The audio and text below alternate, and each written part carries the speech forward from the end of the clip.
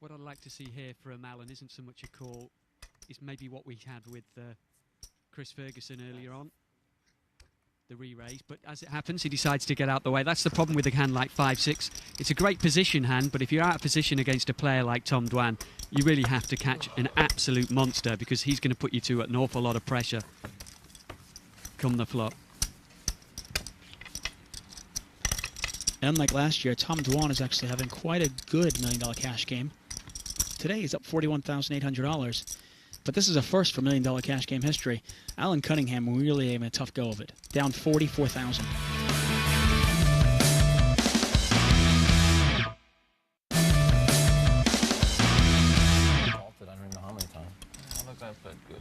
Here we are at the FullTiltPoker.net $1 million cash game. Let's be honest. It's not easy to play good if the other guy plays very good, you know. If you look back at how it makes it harder when you don't have enough time to hit every shot. Look back at how Roddick played Federer, and when Roddick played him over in that was like the best match ever. So I was talking about tennis right now. Patrik Antonius, by the way, a former tennis player and coach. Beat him like 3 sets to nothing. 2,100 to play. You know what I'm saying? What happened? Did Roddick win that? No, Gus Hansen happens to be a very good tennis player in his own right as well. Whatever in the 5th set. As does David Benjamin. Right? Good catch, good call. Almost looks like if you want to be a good poker player, you want to start off in the tennis world. It's either tennis or backgammon. Yes. Which means I'm doomed. Well, 3 ways to the flop. Once again, Dwan raises. Once again, Ivey and Antonius defending their blinds. Yeah, definitely is the toughest blind spot on the table. Yet Dwan doesn't seem to care. He continues to attack their blinds and gets called over and over again. And this time with a hand as weak as 7-4. 6. Check. Dwan also, he's attacking their blinds, yet not betting in position against them. Yeah, quite often. I find that quite strange. I think in this spot, he just knew there's going to be something out there for one of these players. Check. And it's not a consistent story now if he bets on the river. No, what's he trying to represent, exactly? They call him with a deuce, a 6, a decent ace. I think Antonius would probably, if Ivey wouldn't call, which I we think know he's going Antonius, to. right? I think Antonius would actually call with ace high. And Ivey trying to work it out, it just doesn't make any sense. There's no way I'm not going to at least call you. Yeah, and he's going to raise it up. We know he's got a genuine hand here, but he could actually do this with nothing, because it's like we say, it's just not a consistent story here from Tom. The amazing thing is, Ivey could have done this with 5 high. Exactly. It's just not a consistent story. I have all the respect in the world for Tom Dwan. I think he's a phenomenal player. I've watched him play time and time again. But the way he's playing some of these hands in position against Ivey and Antonius just doesn't make any sense to me. Maybe they're playing on a different level to us, David. Well, that's probably the case. You don't even feel guilty. I wouldn't either. It could be a matter of Tom Dwan setting him up for a later play. You had to late on a pocket I had in fight. You had to lay like $1.80, $1.90, $2.10, 2,000 to play. I know. And you beat him like just in the pieces. Pass. Did you bet on it? Yeah, it was 200 to win. Well, raise here from first position from Alan. Call from Tom Dwan. Cool. That brings in Phil. Pass, pass. Phil with a 10-jack. Cool.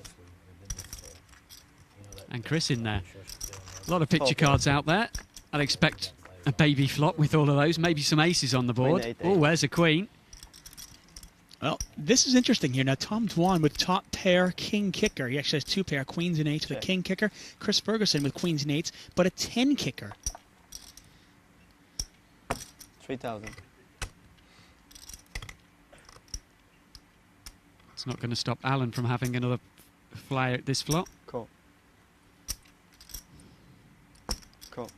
Well, Phil's calling for a 9.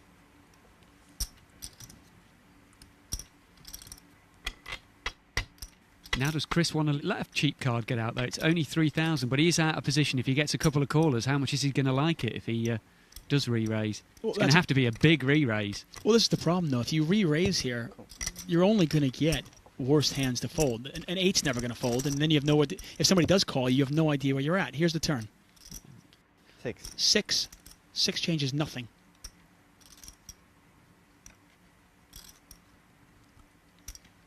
Check. Check. Well, Alan's done with it. Wonder if Tom's worried about Chris in this hand.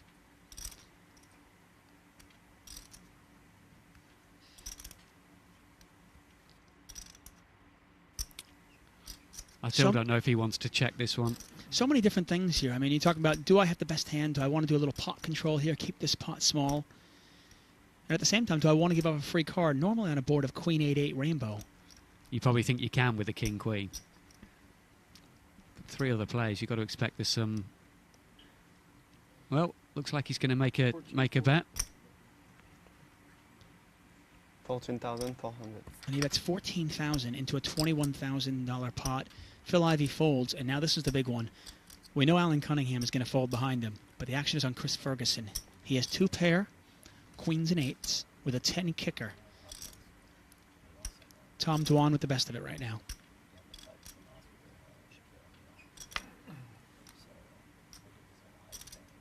I mean, let's be honest. Ferguson can only beat a bluff. Yeah, exactly. And it's a pretty good bluff if you're betting into 3 other players in this kind of a spot. Pass. And the interesting thing is, if Ivey and Cunningham are not in that pot, I think Ferguson probably lose a lot more chips. Quite possibly, yeah. Tom Dwan raising it up with such a variety of hands. It's what makes him so dangerous.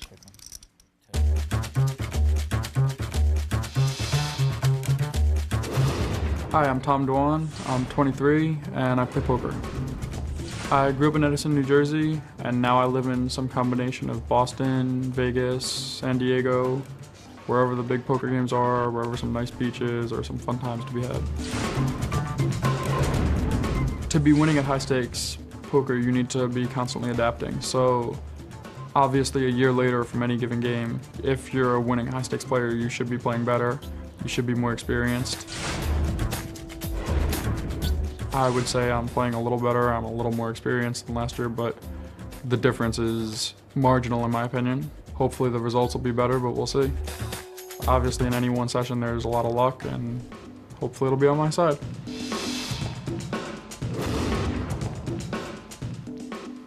Action on Tom Dwan.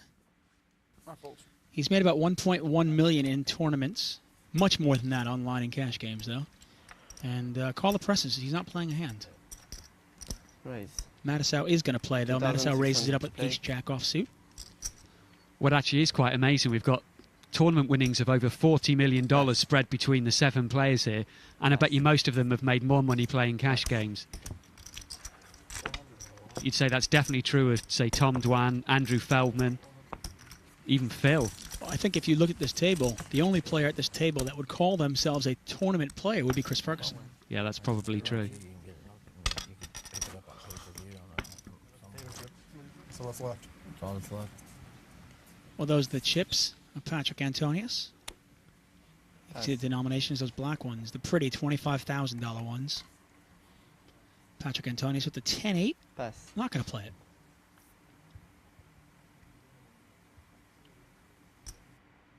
Andrew Feldman with the 9 of clubs. 2,200 to play. He raises it up. Pass. Cunningham gets out of the way. Pass. Tom Dwan going to call this with Queen Jack in the small blind. Mattisau gets out of the way, and we're heads up. And this is kind of the new generation of poker. 2 online experts. 4, 10, 10. Feldman versus Dwan. Check. And Feldman, he's going to check this. 5. And that's definitely setting a little trap there. I'm pretty sure he knows he's ahead. Most players would do a continuation bout to 9s. And he's going to check it one more time. That's surprising on the turn. I would have expected a bet there. And he gave Dwan a lot of chances to draw out on him. They asked me in the interview, they said, so what do you think of the game today? I said, well, I'm not going to lie. I think this is the toughest lineup I'm ever going to play in my whole life. River's a 6 of diamonds. Check. Dwan checks. Over to Feldman. You expect a bet here, at least for value. Obviously, he